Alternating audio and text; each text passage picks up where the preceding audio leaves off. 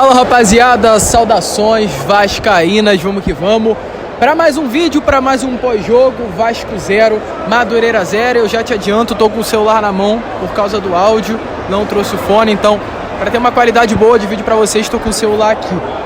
Mas enfim, vamos falar sobre esse Vasco e Madureira, né gente? 0-0, o Vasco foi superior ao Madureira durante os 90 minutos da partida. O Madureira pouco assustou.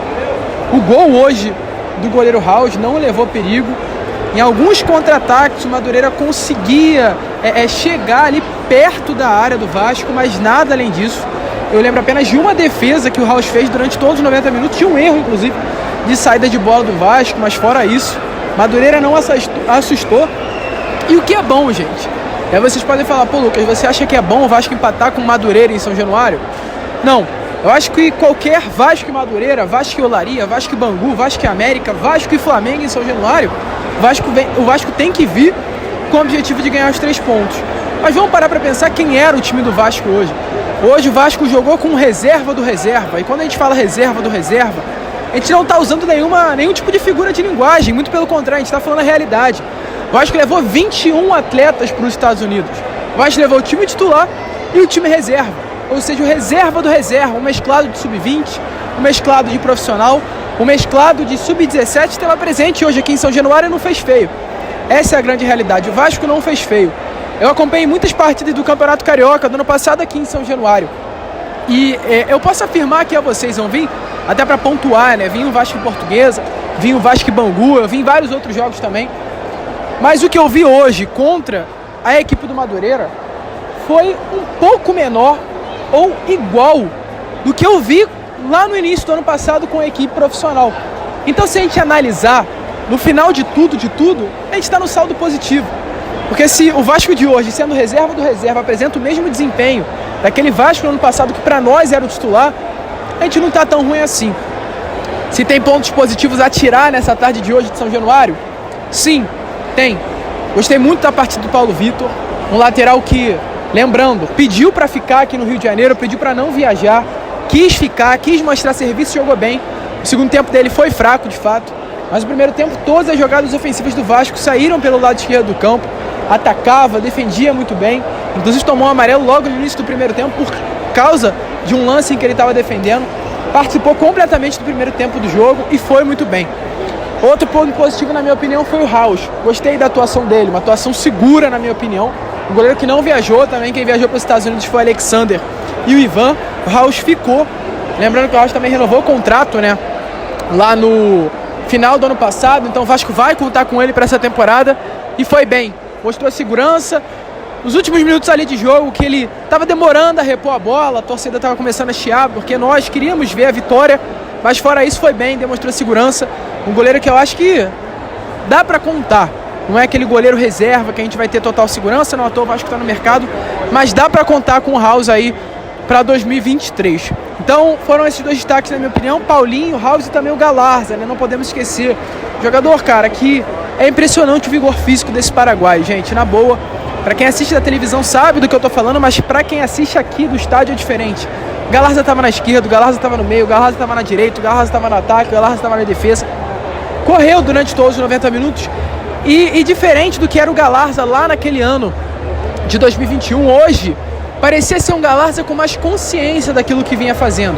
Deu 2 chutes muito perigosos, deu um passe aqui na minha frente, eu tô na social, então aqui do lado direito do campo no segundo tempo, de calcanhar muito bom, por um ataque, uma bela jogada construída pelo zagueiro que entrou, eu esqueci o nome dele aqui, um zagueiro também das categorias de base de bastante qualidade.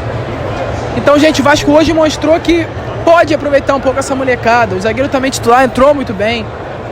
Galarza entrou muito bem. Paulo Vitor entrou muito bem. E lembrando, é o reserva do reserva. Mas aí tem alguns jogadores, se tem ponto positivo, tem ponto negativo. Tem alguns jogadores que hoje a gente viu que não vai dar certo. E eu espero que o Abel Braga, que estava aqui em São Januário, ele possa ter essa noção. Eric, não dá mais. Se ele não consegue ter um desempenho bom entre os reservas do reserva, nunca vai ter um desempenho bom dentre os profissionais, aqueles que são os titulares numa Série A do Campeonato Brasileiro. Na minha opinião, hoje ele já pode chegar, conversar com seu empresário e buscar um novo clube. Zé Santos, a mesma coisa, não dá, não tem condições. Zero condições desses 2 atletas atuarem com a camisa do Vasco. Eles podem chegar no próximo jogo contra o Dax na semana que vem, marcar 2, 3 gols, fazer uma grande partida. Mas hoje demonstrou, juntando tudo aquilo que a gente já havia visto no ano passado, que não tem condições de ter esses jogadores no campo. Outro, Matheus Barbosa, foi capitão do Vasco hoje, gente, mas não tem condições também de ser o titular do Gigante da Colina. Não tem condições de nem sequer estar entre os jogadores à disposição. E não à toa, ficou no Rio de Janeiro. Então são 3 jogadores que vieram no ano passado para disputar uma Série B com o Vasco, mas que fica nítido, fica claro que não dá certo.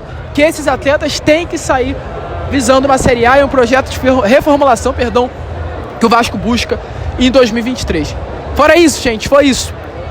A torcida lotou, mais de 16 mil presentes.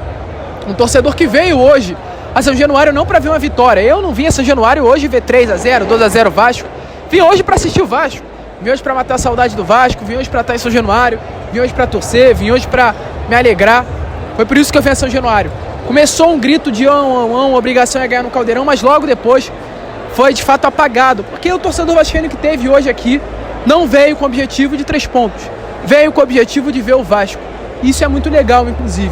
Saber que tem torcedores vascaínos que, é claro, volto a repetir, a obrigação é de fato vencer aqui em São Januário, mas que não estavam no intuito da vitória, estavam no intuito de ver Vasco da Gama.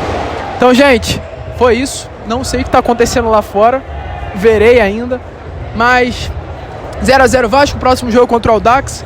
Terça-feira tem Vasco e River Plate, aí sim a gente vai ver o time titular, aí sim a gente vai ver os jogadores que estarão aí atuando com a camisa do nosso Gigante da Colina em 2023.